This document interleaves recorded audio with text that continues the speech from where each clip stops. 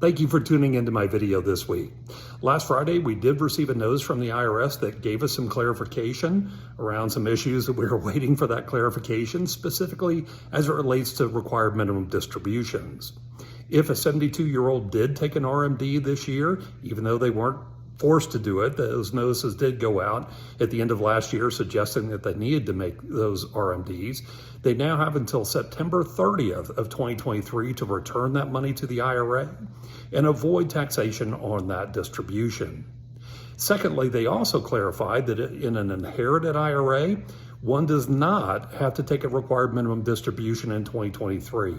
There's a little controversy whether Congress really intended individuals to be forced to take required minimum distributions in years 1 through 9 with a final distribution in year 10.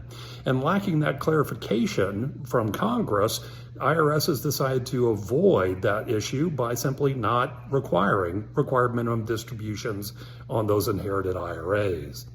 Now, this week is a very exciting week in Washington, D.C., well, in politics, I should say, because the No Labels Group is announcing their platform at 5:15 Eastern Time. You can watch that at nolabels.org. I think it's a very interesting thing to watch, only because we know right now the candidates are moving far to the right or far to the left in an effort to win the nomination process for the candidacy in 2024.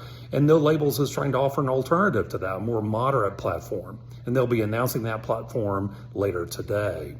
But this week in Congress is also a busy week. We have the FAA reauthorization. There are tremendous amounts of issues as consumers are experiencing challenges with the airlines, certainly this year, but coming out of COVID specifically. And the FAA authorization will deal with some of those issues, including President Biden's priority on junk fees. And then in addition to that, there is an interesting movement around a tax bill yet this year. Now, it's a pretty narrow tax bill. It would deal with the SALT cap as well as perhaps increasing the standard deduction.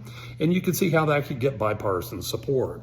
Obviously, that would help low and middle income families equally to higher income families.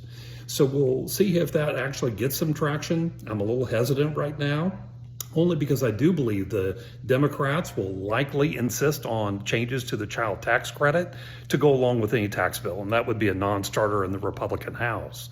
At the same time, some more conservative Republicans may insist on some poison pill issues that Democrats can't swallow. So we'll keep track of that, and I'll keep you up to date if anything changes or we do see some progress on that tax front. Have a great week, and I look forward to talking to you next week.